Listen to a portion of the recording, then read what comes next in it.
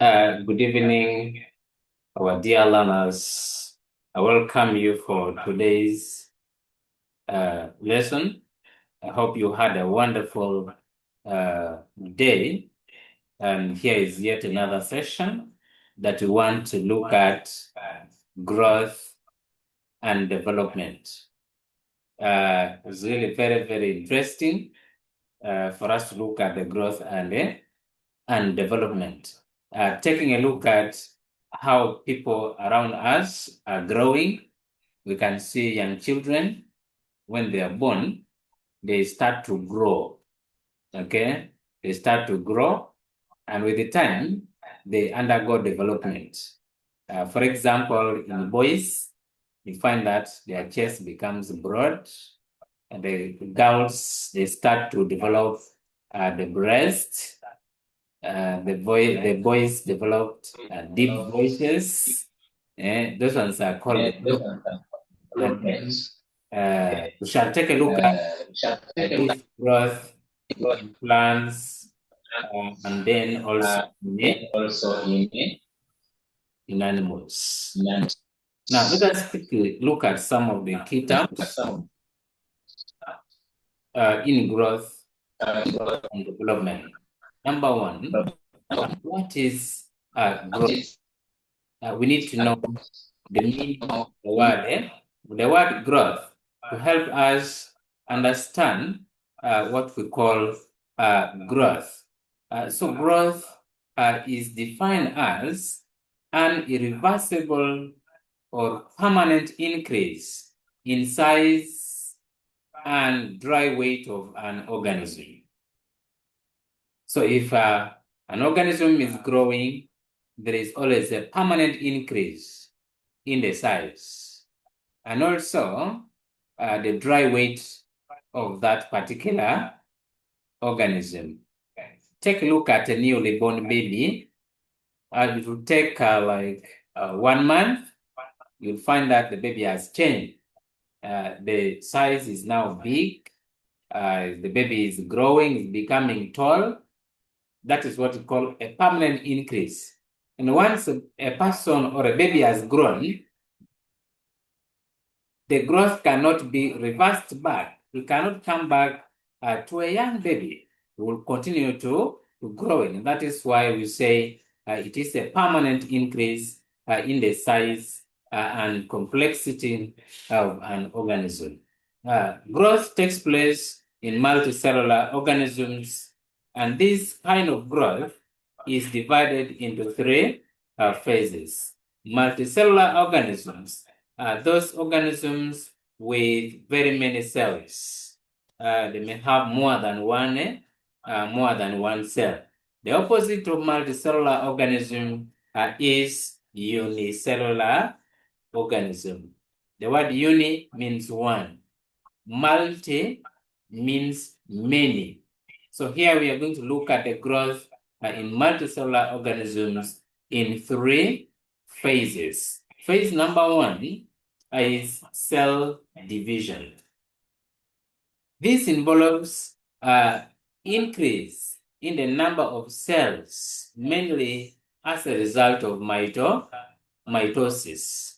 Mitosis is a kind of cell division whereby one cell divides into two, forming two separate cells, and those are called daughter cells. So one cell divides into two and then forms two daughter cells. The two cells form and then divide to form two other cells, now making four daughter cells, leading to an increase in the number of cells.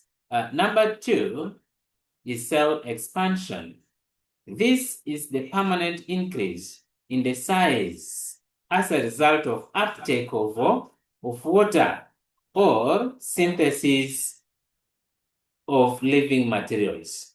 When a plant or a cell takes in water, if we have a small cell like this, and this small cell, if we put it in water, it is going to take water. And as it takes water, it is going to increase in size. It's going to increase in size. So once a cell takes in water, it expands. In the same way, the cells also take in water and then expand in size. That is what we call the cell expansion. Number 3 is cell differentiation. This involves a specialization of cells to suit a particular functions. For example, in animals, we have red blood cell. The red blood cell is specialized in transport of oxygen. We have the white blood cell in the body also. The white blood cell is specialized in fighting against the foreign bodies. Okay?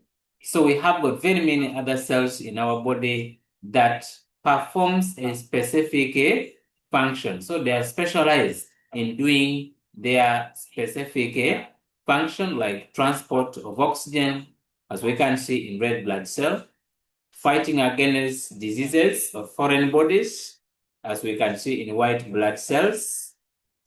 Then we also have got reproductive cells that are responsible for reproduction in animals. So this one here is very important because they perform a specific function. Growth is usually accompanied by an increase in the complexity of an organism, which is also called a development. Now, I want us to take a look at these pictures on our screen. We can see the plants and then the animals. And we have taken human being as being an example. We are going to use this to show development. If you put the seeds in the soil, after 2 to 3 days, that seed is going to develop roots, and the roots will go into the soil. After like 5 days, this seed is going to sprout out the leaves from the seeds. So we can see how the plant is now changing. It is now increasing in complexity. Okay, we now get a young plant, we call it the seedling. It has got the roots, it has got the leaves. Okay, and as we take some 2 months, you find that this plant will now start to flower, then to bear fruits. It has got well-developed leaves, it has well-developed stem, and the root system. This is what we call development.